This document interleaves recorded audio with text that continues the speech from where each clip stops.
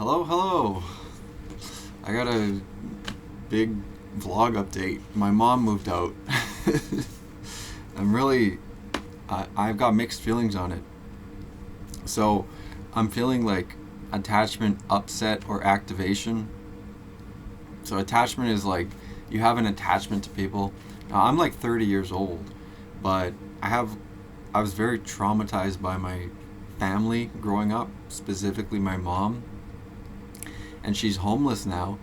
And so I was giving her a place to stay, but it was really difficult, and she was here for like 3 months. And she's got another place to go to now, temporarily for the next 5 months. But it was kind of like difficult anyway that she was moving out. And I was always trying to like have good boundaries while she was here. And yeah, so it was tough, but like I guess I wouldn't say I was like yelling at her, but I was like, speaking my mind, because she says stuff about how, like, oh, I don't want to start anything between you and your brother. And I'm like, you did that already. Like, so it's weird to me that she says stuff within like a time window that's like not like a goldfish memory, but it's like it's really selective, and it's like doesn't really make any sense. But I guess that's kind of like maybe women in general, or parents in general, or people in general are kind of can be like that. But I said to her, like, you started all that long ago, like when you haven't dealt with any of the stuff that happened to you, like dad beat you up, and uh, you didn't ever do anything about that, or like you know process that. And I had to hear about it, and it's like, what am I gonna do as a kid? And when I say this stuff, she just kind of goes silent and her eyes dart around. It's like, and I'm like, you always do this. Like, I I can't fix that. Like, personally, I know what that is. That's trauma, and I really don't like it, being in a position where I'm supposed to help like my own family members, in like a therapeutic way, or like assumed that I should do that or something. It's like, I can't do that. That's like impossible, basically. Um, you can't really do that with your family. I don't think. I don't think that's healthy. You can pray for your family, I believe, and you should be there to support your family. But there's also context that comes with everything, and it can get so messy. And so, for my situation, it really is messy, and that's why it's like complex PTSD that I have, and it's like really hard to deal with. And so, anyways, I said this, and I don't know. Sometimes I feel like I'm being mean, but it's just like I'm stating facts of what happened. And so I really don't like that, where you cannot say what happened because people have their feelings in the way of reality, in a sense. And it's like, so then what is the option you're left with, that you cannot say what really happened or talk about reality? And then people say that they want to modify it. Oh, you're supposed to say it in a certain way, or you have to approach it like this, or you have to. And it's just like, well, it just gets distorted, and it just gets like messed up. And that's really, I don't like that, how you can't speak about reality, because then people just sort of have different realities and essentially become separated from each other. So I dislike that. And so anyways, I was saying these things, and then I don't know, I feel like she hears me, and she probably took it okay. I'm not even sure. Like, honestly, I have no idea sometimes what's going on with other people, and then at the same time I kind of know. But yeah, it's difficult, to say the least. And so I just pray for her, pray for my mom, and then and also I bought her some food. I bought Chinese food for us, like ordered it through Skip the Dishes, and it was good. It was nice, and But anyways, I don't like how things get kind of like very. I don't know, like not. I don't know about emotional, but actually, I was feeling kind of emotional and bad a little bit that I was saying that stuff, but more from the perspective like when I said like, uh, you know, I hear about these things when I'm a kid. What am I supposed to do? So from my perspective, it's like that's honest. Like, what the heck is a kid supposed to do about that when they hear that their father is beating up their mom? So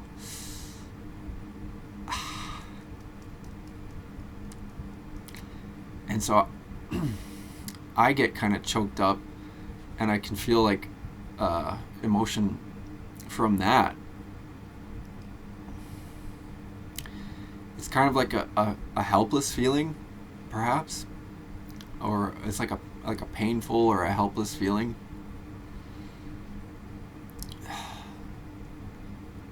Um, but it does pass. It just takes time to pass. And it's not just time. It's like both. It's like you have to be able to go into it and then wait through it, and you have to be in like a safe place too, or with safe people. It gets really complicated processing trauma, but anyways, I know that's what I am doing like currently, and it's hard. Let me tell you, it's hard. It's not easy. That's why people like run from stuff, because it's freaking hard. Um, so anyways, like I was saying, it causes like attachment, upset, or activation. And so for me, and this is really embarrassing, but something I do as like a soothing thing is I watch porn and I masturbate, and it's so embarrassing, and I feel so ashamed of that. I feel guilty as well. But that was what I learned when I was a kid, seriously. And that's why it's like complex and it's messed up as well, because who wants to say that? Who wants to tell anyone that?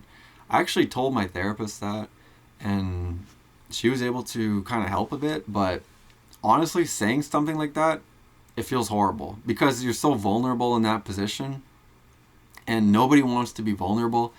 And yeah, so, but it is something that I struggle with. And so anyways, then so last couple days, I watched porn and I masturbated, and I feel awful saying it, but the thing is, it's like 95% of men watch pornography, and like a certain percentage are addicted, and many people struggle with it, and women is like 30% watch pornography, and a lot of them read books and stuff like smut and everything. So it's like it's rife in society, and it's really a difficult, challenging topic because it makes everybody kind of like upset, either upset or aroused or on interested or like something. And it's like they say sex sells. Well, it's actually true, because people, they really identify with sexual themes because it's something that's I don't know what the proper word is, but kind of like something that people are interested in, maybe. But anyways, it can get really messed up too. Like, it should be used for a godly purpose, that is, within a marriage, to have children. And it's hard to get there, because my family, it was like my parents were married, and there was all this like chaos, and it was just like very not good. So anyways, I don't even really know what the correct way to go about that is, and it's difficult too, because like people have urges. Like, I have sexual thoughts and sexual urges, and it's really hard to like deal with that. But it is, again, it's like a real thing. I was watching Clavicular. He's like I actually kind of like him. He's kind of funny, but he's actually at the same time he's not contributing well, I would say, to young people, and he himself is like a symptom of the times. And it's really, his whole thing is about black pill and looks maxing. So people are attracted to people who look a certain way, and it's actually objective. Like a lot of people, at least when I was growing up, they would always say that, oh, looks is subjective and something. But there's like data, and then there's like real accounts, and then there's real world experience. And so all of it can kind of blend together, and they call it like black pill because it's like, this is like the truth. And honestly, it's really warped, because it is true, but a lot of people take it really in a direction where it's like they are almost like nihilistic about it in a certain sense, or psychopathic. I would say clavicular, he's more on like the psychopathic side, and I'm not trying to be mean to him, I'm trying to be descriptive, but it's like, so I was watching this stream and he's talking about how he manipulates women, and that he, and I'm not trying to like white knight or anything, but or be a simp, but I'm trying to speak about it as objectively as well. But he's saying that he like manipulates them, and it's like Chad can do what Chad wants, and that's true. Like all that stuff is true, and I just don't think it's for good purposes. And I think that it's like he's learning. He's young. He's like 19, and he's learning like how you can almost like game society, and it's like that's where it becomes psychopathic in a sense, because a lot of people, and I'm not even making this up at all, it's like a lot of people, they kind of realize that society is almost like a game. It's not fully like a game, but it almost has game-like aspects when you come to the psychology of people and how people interact and how groups behave and how women behave around men and how men behave around women. And you'd be a complete fool if you didn't think that people were using this in society all the time against you or against other people. And it comes back to intention. Well, the intention is for status, power, sex, money. And so some people, they realize this, and then they're like, okay, well, let's just maximize that. And what's a way? Well, we can maximize the way we look. So anyways, that's what clavicular is doing. But how did I get started talking about that? I'm not even too sure. But I guess I don't think that ultimately it's a good idea to do that. Although I used to do that too, so I was nowhere near the level that he is at. But you know, me and my friends, we were always going to. That's like the reason for going out. It's like to meet girls, to hook up with girls, to like impress your friends, to like. It's like one of the reasons, and honestly, it's a big thing. Like, there's huge parties, a lot of young people go into this, they do that, but ultimately it's not a good thing, and it's like the path of destruction, really. So that's why it's not good. And it can work in the short term, and you can have short term success, quote unquote. Clavicular said he slept with over 100 women, or like he said his body count is in the 3 digits, meaning 100 plus, or I think 100 to 999 is 3 digits, but I think he just meant over 100, and he's like 19 years old.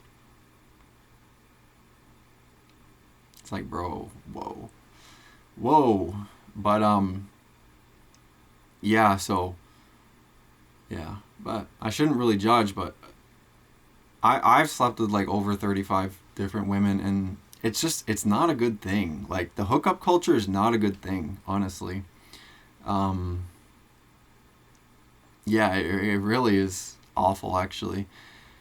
And I feel like in a way, a lot of this stuff is just trying to like burn through human nature as much as possible, and it just leaves like a lot of broken people behind, and it's, you know, anything that happens is a part of God's plan, but I think that's a tough one. So yeah, but this stuff is like, is what is going on. I like to talk about what is going on, you know. I think it's important. And so anyways, with me, with the attachment issues and then the porn and masturbation, which you know, it's been like a lifelong struggle since I was like 5 years old, seriously. And it's awful. It's a horrible thing, because I was like 5 years old. I discovered it when I went home from school to find a video game that I was playing on the school computer. I looked it up on my house computer. Up pops a ton of hardcore pornography. I was like 5 years old. And so anyways, I feel all this like shame and guilt over all this. And then I asked for repentance, or I asked for forgiveness rather, and I try and repent. So this is to God, obviously, and this is because I believe that sins, they separate you from God. And so one of those is lust. So it's like, you know, just using your body for pleasure, using like other people's bodies for pleasure. And it gets kind of complicated, because I do think that there is a truth to attraction, that beautiful people, you know, they literally do stimulate dopamine in our brains, and we'd like to be around them. And there's a lot of science around this, but it can go too far. So I think it's the difference between appreciation and then self-gratification or something like that. Trying to like take what's beautiful to covet it, in a sense. But anyways, but yeah, I do ask for forgiveness from God, and it kind of, it feels bad. Like, I don't like that. Like, there's sort of like this thing where people say that, oh, well, it's so silly that you can just, you know, continue to sin and keep asking for forgiveness. But actually you can. That's not like you're supposed to bank on that idea, but the thing is that you can, because God's love is enduring and it never goes away. But you always have to, you do need to ask for mercy, and you do need to repent. And in a sense, you have to mean it. Like, you have to be trying to be better. And that can get complicated, but yeah, that is true. And so, anyways, this kind of reminded me, this is something else that I've always struggled with, kind of like, I've struggled with a few things, but in terms of like process addictions, and that's what masturbation is. They say it's like, or even the internet use and pornography use, it's a process addiction. It's not a substance addiction. You're addicted to the process. And so it's like the process, I suppose, like what I've identified, or I kind of understand, is like loneliness or feeling attachment issues. That is like feeling like you're going to be separated. For me, feeling separated. And then, you know, pornography and masturbation as a means to self-soothe and feel better. And then feeling shame and guilt after that. And then I used to never ask for forgiveness. I used to not even care. You know what I mean? And I just kind of lived like that. But now I ask for forgiveness, and I repent. And I've gone to confession. And let me tell you, it's really hard. It's really hard to ask for forgiveness over and over and again at confession. Not like I do it over and over again, but I actually have gone to confession, and I was like asking like the priest, like, you know, for forgiveness, and saying all these things, like how difficult it is for me. And I was like crying as well, because it's all connected together. It's like painful stuff, right? And it's embarrassing. It's super shameful. And I'm sure the priests have heard this a lot, you know, a lot of men struggle with lust. But it's like, I don't want to do that every week. I don't want to do that again. So in a way, it really does help, to, if I'm being honest, about kind of like breaking the addiction. And that is, you know, coming clean, essentially, and asking for help, for for God's forgiveness and help. But the other thing I want to quit is chewing my fingernails. I know it's a silly one, but my fingernails are really chewed. And I've always kind of done that as a habit. And I really never liked that. Like, I really don't like that. I guess about myself and about like what I do is like having a chewed fingernails and having a fingernail chewing habit. But it's weird because other people in my family have this kind of habits too. And so I like personally I think it's like an anxiety habit. I don't know if I would call it OCD. A lot of people chew their fingernails. Maybe not a ton of people, but a certain percentage do, and it's not like a small percentage. Probably, if I had to guess, it'd be like, over 10% of people maybe. And I think that it's an anxious habit, I think. And it can turn into just like a self-soothing habit as well. And also like a habit of just like idleness and boredom. But anyways, I've chewed my fingernails since I was a kid, and I always kind of feel like it's embarrassing. Like I can't really like show my hands. I don't want to use my hands in front of people because I don't want them to be looking at my fingernails and then they're gonna be like, ew, this nasty fingernails. Quit chewing your nails. It's like so gross, and it's like, but nobody really says that. But I don't want them to really see my fingernails and judge me, I suppose. But my mom, she still does, I think sometimes. She used to chew her hair. I always told her to stop doing that, and because it bothered me. I'm not really 100% sure why, but she didn't really help me stop chewing my fingernails. Although I think she did tell me to stop doing that a few times when I was growing up. But my dad chews his fingernails. And I think he's always done that. So the technical term for it is, I think it's onychophagia, onychophagia, something like this. But there is a term for it. There's actually psychological terms for like a ton of different things. Like trichotillomania is, I think it's hair pulling. There's excoriation is like skin digging. Some people will dig into their skin. But there's different terms for these sort of OCD or anxiety behaviors. But so my dad has that too, and I was wondering, is it hereditary? I'd have to look into the literature to see if it is. I don't know if it would be, but I think more that like maybe like anxiety is hereditary, or high neuroticism is probably like, kind of maybe not. If it's not hereditary, it's probably like behavioral, and that sort of like is what gets passed down. But here's one worse. I had a habit when I was a kid of chewing my toenails, and it's so embarrassing. I swear, so embarrassing, because anybody who hears that would be like, that is like, they just make fun of me or make fun of it. And honestly, I do think it's pretty weird, but I still do that sometimes. I know it's super embarrassing. Honestly, it's so embarrassing. But the thing is that I'm trying to break these habits, and it's really hard to break them. Like they're almost like, if I had to really put it in a way for people to understand, it's almost like you're in like a dumb brain mode.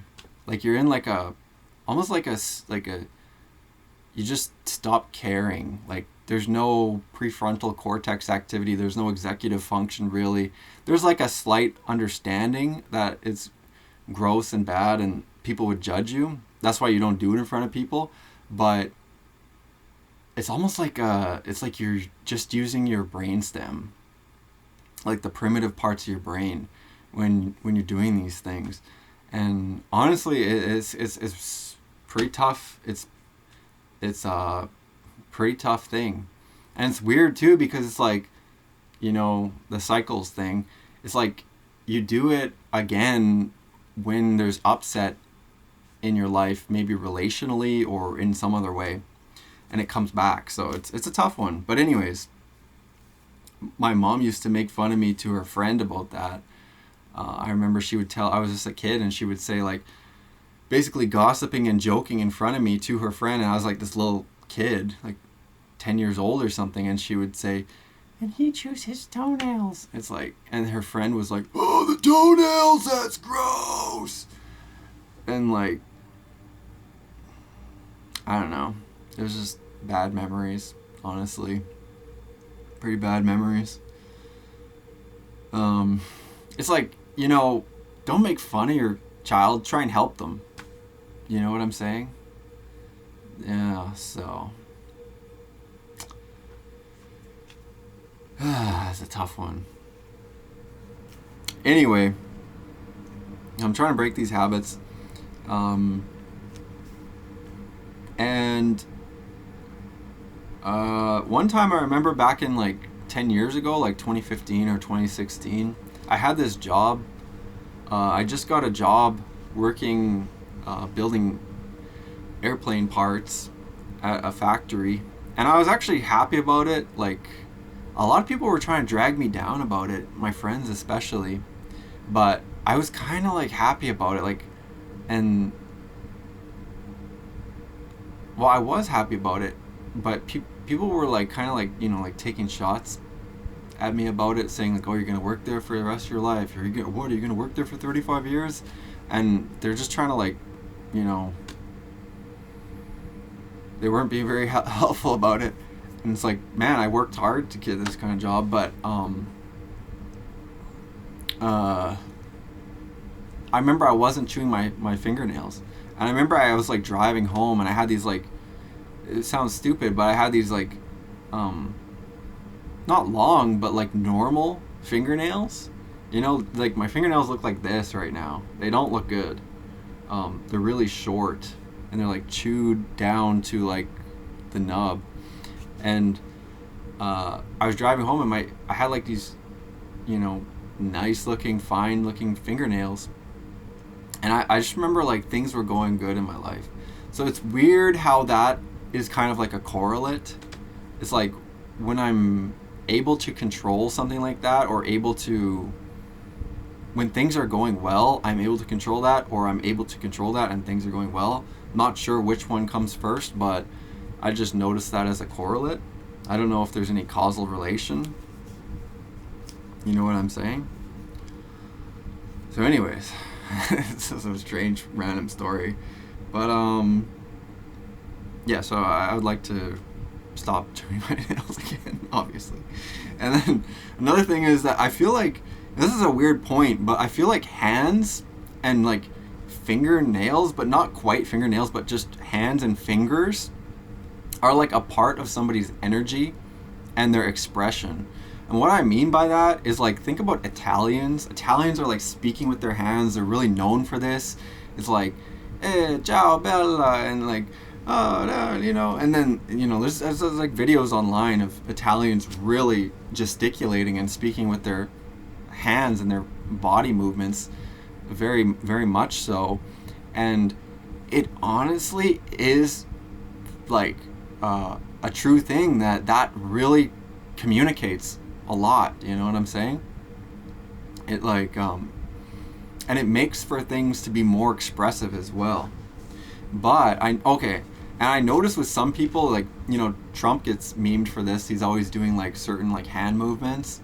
But I think some of that I think is learned, because politically, that it can be more effective speaking if you're speaking with your hands and you're making like, points with your hands, and it's like, because people are listening and they're watching at the same time, for the most part. And I think that Nick Fuentes, I watch him, I notice, and this is gonna sound weird or something, but the way he moves is different than other people. And I think this has got to do with, some people say this word motion, like that nigga has motion, and, just as an example.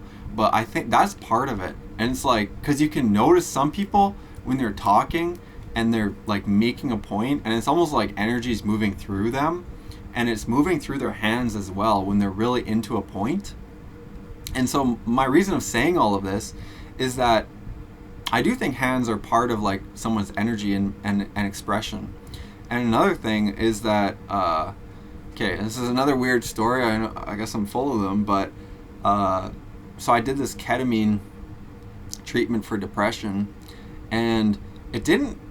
I talked about it before, but it did help, but it didn't help in the exact way I was thinking it would. And when after I finished, like when I came to, in a sense, like because you can kind of go unconscious or close your eyes, and then you're seeing all these things. It's very visual, and it's very what do they call that? It's like you're floating. There's a word for it, dissociative or something. It's a psychedelic dissociative drug, I think, and but it feels amazing, right? And it like truly it does feel amazing. And this is one of the reasons why it's a treatment for depression for people who don't feel anything or can't feel or feel terrible all the time. They get a chance to see or feel that you can feel good, because some people literally cannot even imagine what that feels like. I was, I think I might have been there at points, but I'm saying some people can be really stuck in that. But afterward, when I was coming to, it was like I felt like almost like energy extending from my fingertips. This is strange, but it's like the fingertips, you can kind of feel that they're kind of sensitive, and I felt like almost like it's like not like claws, but I could feel like energy almost like extend a little bit, maybe out to here from each fingertip. It was really amazing. And there's this thing that the Chinese do. I just saw it on a YouTube video. They'll go like this.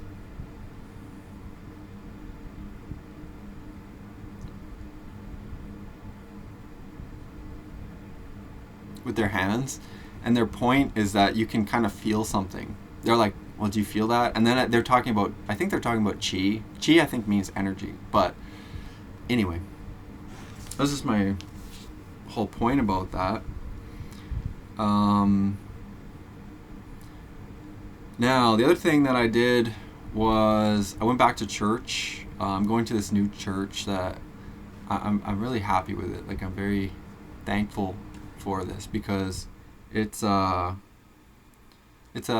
orthodox church, and when I went there, I'm a catechumen now, which I think that means like you're learning or you're getting educated in it. So I was a Roman Catholic. Now I'm going there and I'm becoming a catechumen. The reason why is I watched a bunch of Jay Dyer videos, and I'm also reading books and reading the Bible and learning about all this. And I found the singing was really nice when I went there, and I was singing along. And when I sing along, I'm trying to actually like sing to God, if that makes any sense. Like I'm trying to like, partly like because other people are singing, I'm trying to like add my voice to the chorus and also praise God at the same time. Like, and I enjoy singing, and I was following along with the book. There's like a book in the pew. There's like a little basket on the back side of the pew in front of you with the book. It's like a liturgy. Liturgy, it means I think form. So the church service comes in a form, and it's a ritual. The difference between a ritual and a routine is the meaning. So a routine, you like do this and you do that and you do that. You have your morning routine. Some people start to call it a morning ritual, but when you go to church, you have a routine. You do this and you do this and you do that, and they call it a liturgy. It's a ritual, and it's a routine with meaning, and it's got form. Like it goes one step after the next, and they've preserved it. The Orthodox Church has preserved it from the early church fathers' days. So there's a lot of history there, and there's also a lot of contention between other faiths and stuff, which I really enjoy talking about those arguments or those discussions, which contain arguments. I think they're really enjoyable, but because at the heart of them is people are trying to get to truth. So I think that's really important. And I was following the liturgy through the book, and I enjoyed it. I like reading along, following along, seeing what the priest is saying, because he's at the front, and he's a lot of times he's like, there's like a separated thing. There's like a separating. There's a name for it, but it has like all the icons on the outside, and the icons are like pictures with the halo, the golden halo. It's very distinctive from the Orthodox Church that they have pictures of the different people, like Jesus, Mary, Saint Michael, different saints, and they have a halo around them. It's like gold, and then there's that. It separates the inner chamber where people are, or sorry, I think it's maybe like the Holy of, I don't know if it's supposed to be representative of the Holy of Holies. This is a story from the Old Testament, but that was where God was, is the Ark of the Covenant, which was Moses got the commandments from God, and it was basically like that was, I'm not sure if that was God, if it was the two tablets were God, but God was in the Ark of the Covenant, and the instructions were given on how to build it. And then part of that was how to build like the tent of meeting, the tabernacle. And part of that was that there's an inner and then an outer chamber. And the inner part is like, that's where God is. And so only the priest goes in there, and I guess the altar servers and deacons. I'm still familiarizing with all of the different terms and everything. But what I like is that the priest is always talking to God. A lot of sermons, they're the priest or the pastor or whoever, whatever you call it, reverend or whatever, they're talking to the congregation. The priest here, he does that at certain points, but most of it he does that during like the homily. I think homily is like the sermon. It's like where he talks to you about the reading, or so I'm still familiarizing, but and then yeah, but I appreciate it more when like it's like all worshiping, like including the priest. And yeah, he at a certain point he even says, "Forgive me, brothers and sisters." I choke up, like I'm like, and I'm trying. I don't want to cry in church, even though I've done that before, and I don't think anybody would be too upset with that. But certain things make me kind of choke up, like when he says, "Forgive me, brothers and sisters." I feel kind of some kind of emotion about that. So anyway. And then afterward, after the service, you go downstairs and they have like a fellowship. I really appreciate it, seriously, because I haven't been able to like talk to anybody for such a long time in any kind of like a meaningful way. And so I just really appreciate it that I can have like an intelligent conversation. Finally. It sounds funny to say that, but seriously, like, it's so hard to find. And I'm not trying to say like I'm some genius or something, but like an intelligent and like holy conversation, so hard to find. Seriously, it's so hard to find. So, and these people, it's nice because they actually do know stuff, but, okay, it's kind of funny because, so I like sharing my ideas and like saying things, and I like these conversations that are more on like the theological or the, political side of things. I really appreciate those. But it's funny because a lot of those are contentious. I don't know why that makes me laugh so much. But, oh, geez Louise.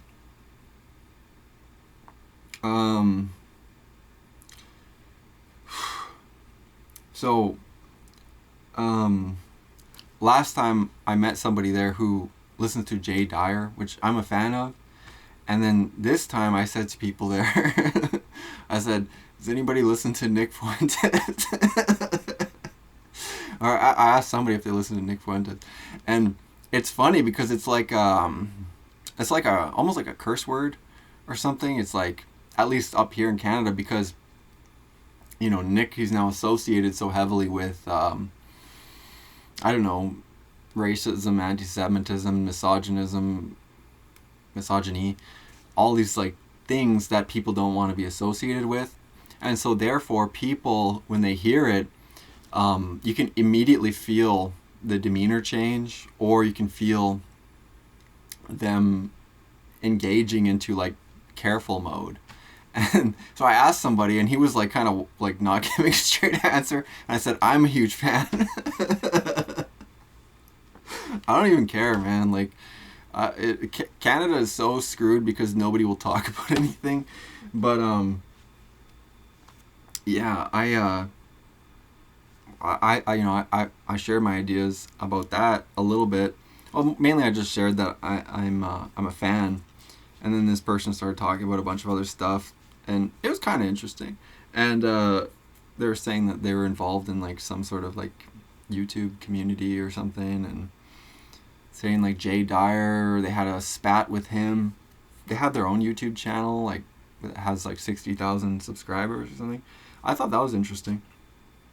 And then later on, people were talking about some other things about like different religions, like Buddhism and Shintoism and stuff, and how there's spirits and everything. And I shared that I went to this Angels in the Liturgy event at this church that I'm at, talking to people, and that the father deacon who gave the presentation, and I assume that's a fairly, I don't know, high title. I'm not fully aware of the hierarchy in the church yet, but this father deacon was sharing in this Angels of the Liturgy presentation that there are many gods, and that their purpose is to worship God the Father Almighty, and to, I think he said, get other people to worship God the Father Almighty. And so I shared this to these guys, and I said, it reminded me of in the Old Testament when Israel, after a battle, took the god from another tribe and brought it into the tent of meeting, or where they were keeping the Ark of the Covenant. And when they came back in there, that god was on the ground, that idol or god was on the ground worshiping the Ark of the Covenant, God the Father Almighty. And then they put it back up, and actually it was another tribe that stole defeated Israel in battle and took the Ark of the Covenant and brought it into the chamber where their god was. And somebody else said that they remember, and that the god's name was Dagon, and that god was like on the floor a few times. They came back a few times, and it was like worshiping the Ark of the Covenant, the Israelites' God. And then on the last time, it's like hands and feet were cut off, and it was like worshiping. And so anyways, naturally, talking about these things with people, even spiritual people, it was like some people, I think it was almost like they were like contemplating, and wheels were turning and stuff, and maybe even felt different things. I'm not sure, but I appreciate these kind of conversations. And I said, like, you know, hearing this from that presentation, you know, it kind of like expanded my awareness in a sense, and I really appreciate that. So anyways, and another thing I just want to make clear, I'm really not trying to one up anybody when I'm having like these conversations, and it's kind of hard for me because I'm kind of careful. Like, I don't want to like step on anyone's toes in a conversational sense, or ride their coattails, or like try and one up them. And so you know, when people are sharing like a big idea, and if I know what that big idea is, and I know how it fits into bigger ideas, I don't want to just like slam dunk them every time. You know what I mean? Or even in an argumentative sense, I would prefer things to be like an open argument, although I don't believe that that's as possible. It could happen, but I kind of prefer that in a sense because it's more of like the table is set in a way where everyone knows what's going on. Does that make any sense? So I like healthy conflict. I like healthy debate. You know what I'm saying? Yeah. But at the same time, I'm not trying to one up anybody. But there is a conflict aspect. Things are not just free of conflict all the time. This is because of like a philosophical principle of like one thing is not another thing. I'll share a funny story from a TV show. There was a priest. This is from Father Ted. His housekeeper brought him a cup of tea, and he says, "This is a very milky cup of tea, Mrs. Doyle." And he's looking at it, and he says, "This is almost an all-milk cup of tea." And it's like a cup of milk.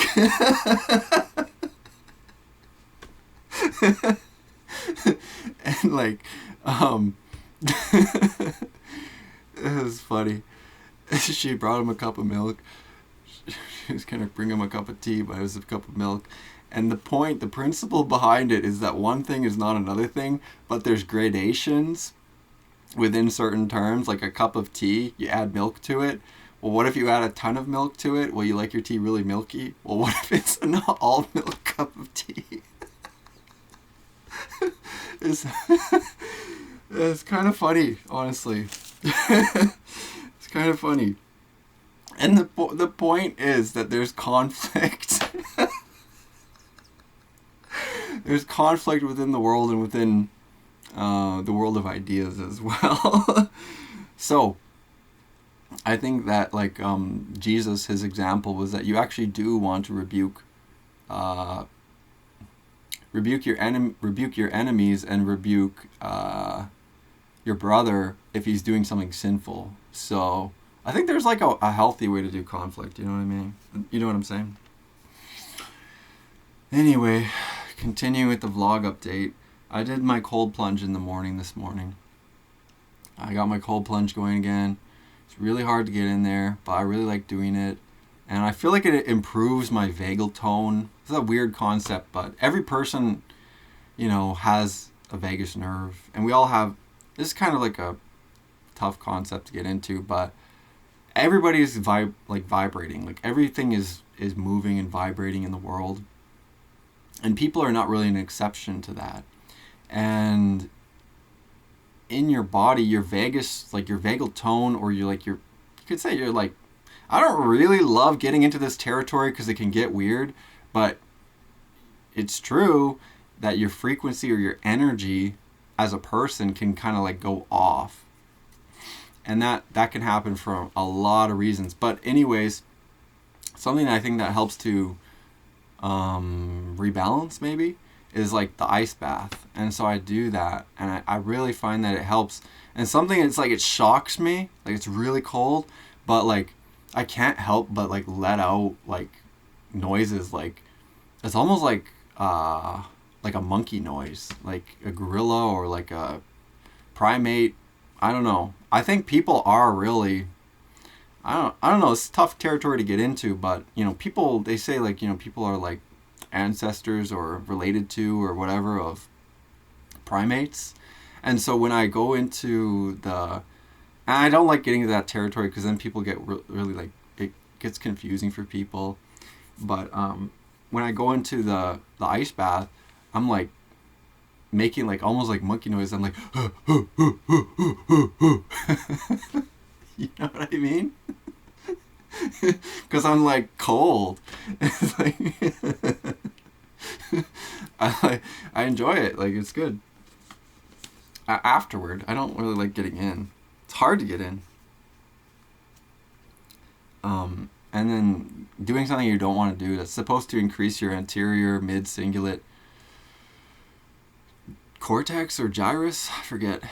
A part of your brain will actually get bigger when you do things that are hard to do. They say it increases your willpower. Like that's the part of the brain that willpower exists in. And some people have like almost no willpower because it's like beat down, but it's like when you start doing things you don't want to do, it does increase parts of your brain, and there's different changes that happen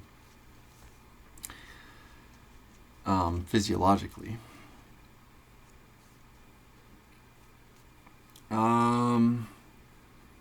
Yeah. And right now, just moving on, my brother is having a rough time right now. I'm praying for him.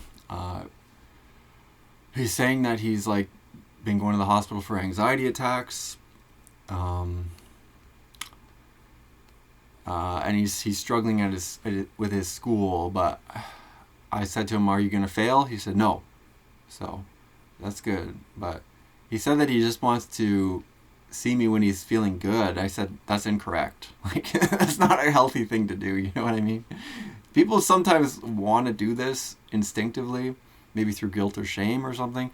They only want to present a certain version or self or whatever, appearance to other people. But it's just not healthy to do that. Seriously. It's not healthy to do that.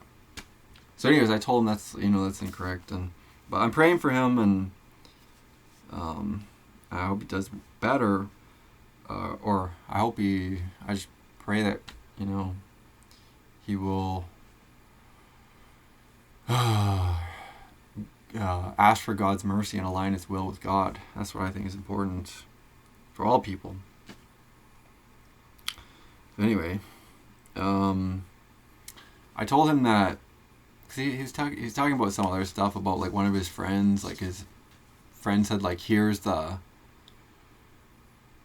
I'm gonna end up, and he was like showing him like an urn that he made himself, like he lathed an urn, and he's like, here's where I'm gonna end up. His friend's like 70 years old.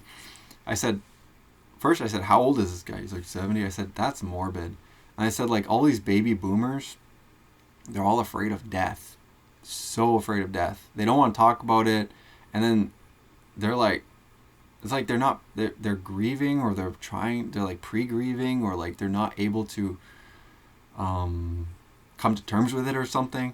And it's like the baby boomers are like super greedy as well. I'm not trying to put them all down, really. I'm just trying to be factual. It's like they sold out. I told my brother, I was like, they sold this all out. Like all us young people, like Canadian young people, they like pulled the ladder up and they sold us out. There's like so many reasons about this. It's like way harder to buy a house. Like takes like 7 or 8 times your salary to buy a house in some places.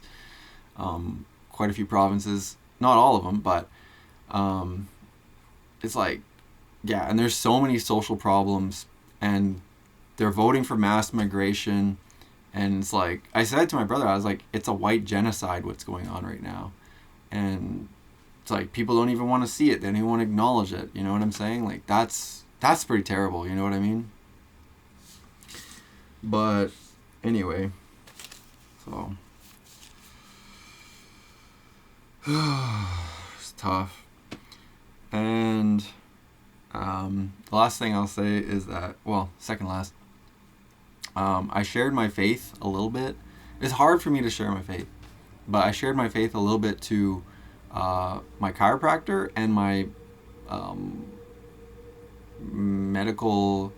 my doctor's medical assistant, I guess, because both I was getting treatments or had a doctor appointment, and I was meeting with her for some reason, and they're asked, like, I'm trying to get treatment, but I'm talking, like, they want to know a little bit about my life, like what's going on. And I say, like, what's going on with my family, which I never really talk about, honestly, so it's a big change for me. I'm like, well, my mom's moving out, and there was all this, they know that all this stuff happened, that I have CPTSD, and that my mom had this big freak out and whatever, and I say that re-triggered my CPTSD, and I say, but she's moving out, and sometimes they ask me like, oh, what's that, like, how are you managing or something? I say, well, I pray a lot. And I think they're Christians because they ask me questions like, well, which church do you go to?